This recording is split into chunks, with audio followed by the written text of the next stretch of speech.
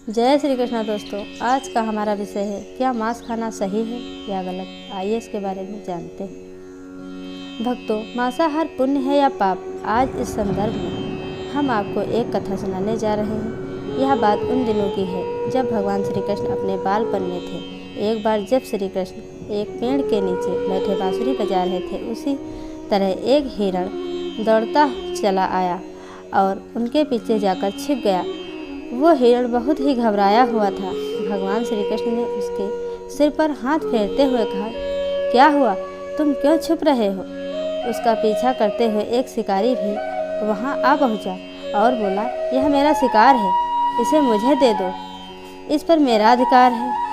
तब भगवान श्री कृष्ण बोले, हर जीवित जीव पर उसका खुद का अधिकार होता है, न कि किसी का।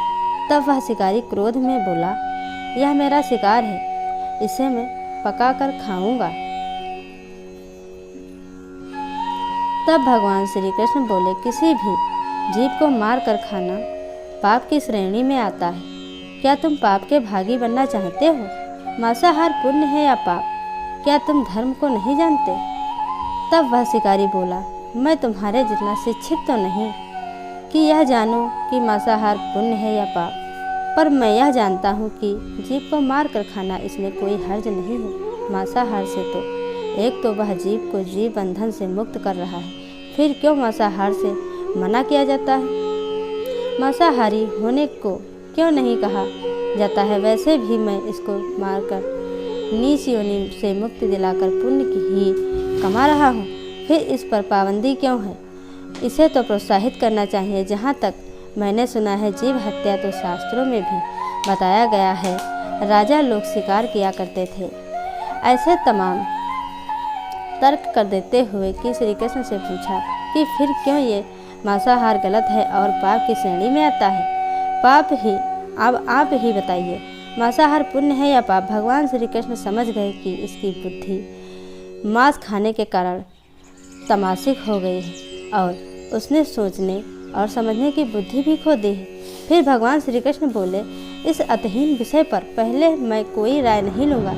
मेरी इस छोटी सी कथा सुनने के बाद तुम ही उत्तर देना कि मांसाहार पुण्य है या पाप और तुम्हें मांस खाना है या नहीं। वह शिकारी सोचने लगा कि इसमें मेरा कोई घाटा नहीं है, इस कथा को मैं सुन ही लेता हूँ, मेरा मनोरंजन भी हो जाएगा और बाद में मुझे इसका मांस भी मिल जाएगा।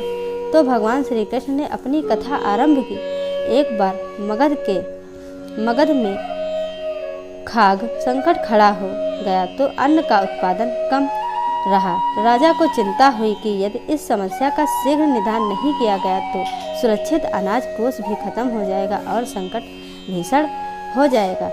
तो सम्राट ने अपनी राज्यसभा में पूछा, देश की खाद्य समस्या को सुलझाने के लिए सबसे सस्ती वस्तु क्या है। गण मंत्री सोच में पड़ गए। चावल, गेहूँ, आलू इत्यादि पदार्थ को उगाने के लिए बहुत श्रम करना पड़ता है। वह तभी प्राप्त होते हैं जब प्रकृति का प्रकोप ना हो। ऐसे में तो कुछ सस्ता हो ही नहीं सकता। तभी शिकार का शौक रखने वाले एक मंत्री ने सोचा कि यही उत्तम अवसर है, क्यों ना अंधाधुंध शिकार के लिए राजा की अनुमति ले ली जाए।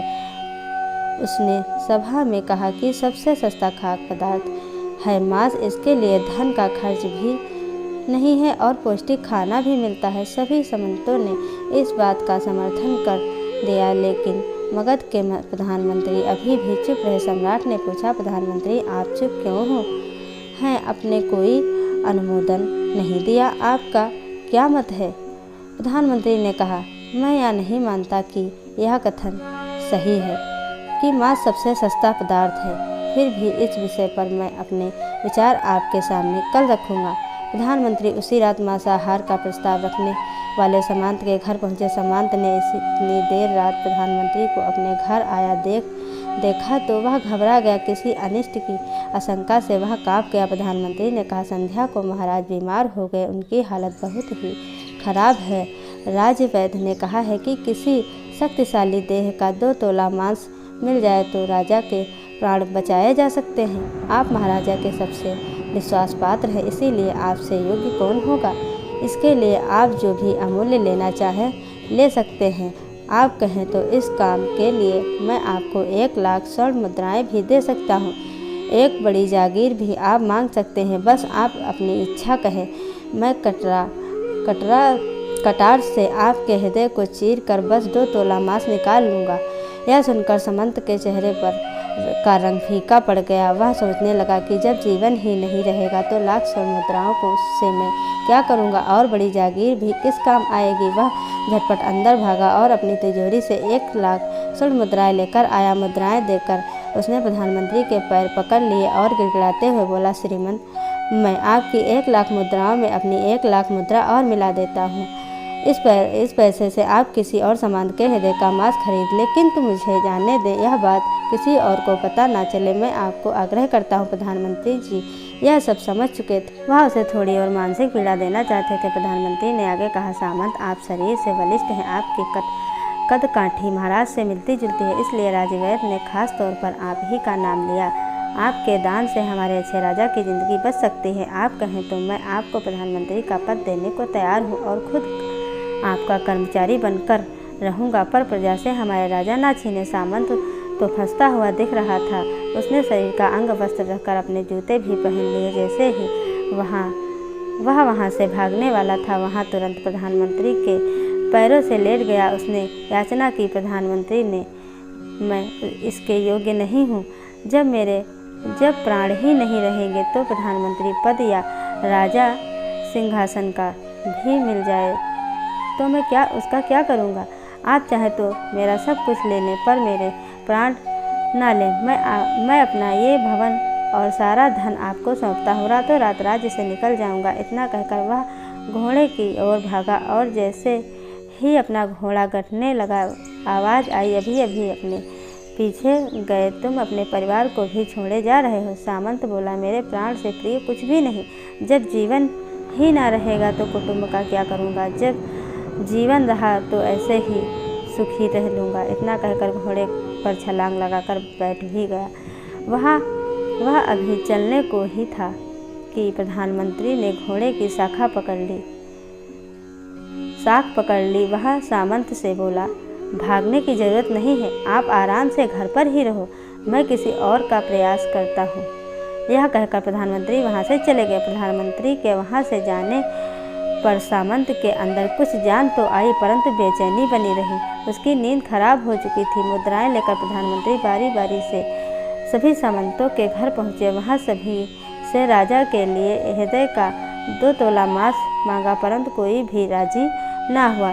सबने अपने बचाव के लिए प्रधानमंत्री को 1 लाख और 5 लाख मुद्राएं तक दे दी। इस प्रकार प्रधानमंत्री ने एक ही रात में करोड़ों स्वर्ण मुद्राएं जमा कर ली। फिर सुबह होने से पहले ही अपने महल में पहुंच गया। अगले ही दिन राज्यसभा में सभी सामंत समय से पहले ही पहुंच गए। सभी यह जानना चाहते थे कि राजा स्वस्थ हैं कि नहीं, लेकिन कोई भी किसी से भेद नहीं खुलता था। सबको राजवैद्य की तलाश थी, उनसे ही उन्हें कुछ सूचना मिल सकती थी। प्रधानमंत्री ने सैनिकों को आज्ञा दे रखी थी कि जब तक महाराज राज्यसभा में ना आए, किसी भी सामंत को भी महल से बाहर जाने की आज्ञा नहीं है। राजा सभा में अपनी चिर विचित्र गति से आए और अपने सिंहासन पर आकर बैठे। सभी सामंतों ने देखा, कहीं से भी राजा उन्हें अस्वस्थ नहीं लगे। उन्हें तो कुछ हुआ ही नहीं था। प्रधानमंत्री ने उनसे झूठ बोला।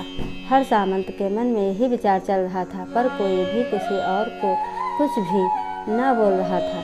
तभी प्रधानमंत्री ने राजा के समक्ष 1 करोड़ स्वर्ण मुद्राएं रख दी। राजा ने पूछा, ये स्वर्ण मुद्राएं किसके लिए है और कहाँ से आई हैं? प्रधानमंत्री ने कहा, 2 तोले मांस के लिए इतनी धनराशि जुटाई है, पर मांस ना मिला। अपनी जान बचाने के लिए सामंतों ने यह मुद्राएं दी हैं। अब आप यह विचार कीजिए कि मांस कितना सस्ता है। राजा को यह बात समझ में आ गई। उन्होंने प्रजा को अतिरिक्त परिश्रम करने का निवेदन दिया और राजा ने अनाज भंडार में से अनाज निकालकर श्रमिकों को दिया गया। उन्होंने पौष्टिक सब्जियों की खेती का तुरंत आदेश दिया। वह 1 करोड़ स्वर्ण मुद्राएं इसी कार्य के लिए और श्रमिकों के कल्याण के लिए खर्च की गई है। ऐसे साग सब्जी तेजी से उगी, जिससे प्रजा का कल्याण भी हुआ और पौष्टिकता भी मिली। कुछ समय बाद मौसम अनुकूल हुआ और खेती लहलहाने लगी। इस प्रकार राज्य से खाद्य संकट दूर हुआ। तो मित्रों, जीवन का यह अमूल्य भगवान श्री कृष्ण हमें इस कथा के लिए जरिए समझना चाहते हैं कि यह हम ना भूलें कि जिस तरह हमें अपना जान प्यारी है, उसी तरह सभी जीवों को अपनी जान प्यारी है। हम अंत समय में ज़िंदगी भर के पापों के लिए ज़िंदगी भर सुकर्म करने की कोशिश करते हैं, परंतु हम यह भूल जाते हैं कि जब वह जीव हमारे लिए काटा गया है और हमारे लिए तड़पा, और उसका श्राप हमें जीवन में ही नहीं बल्कि अगले जीवन तक नहीं छोड़ता। परमात्मा से यह ज्ञान पाकर शिकारी परिपूर्ण हो गया और उसे ज्ञान की प्राप्ति हो गई, और वह जान गया कि महानता जीवन लेने से मैं नहीं बल्कि जीवन देने में ही है। शिकारी भगवान के आगे हाथ जोड़कर वहाँ से चला गया और उसने कसम खा ली कि वह अपने संपूर्ण जीवन में किसी को भी कभी चोट नहीं पहुँचाएगा। इसी तरह के हमारे वीडियो देखने के लिए गोविंद शर्मा चैनल को सब्सक्राइब करें और कमेंट में जय श्री कृष्णा लिखना ना भूलें।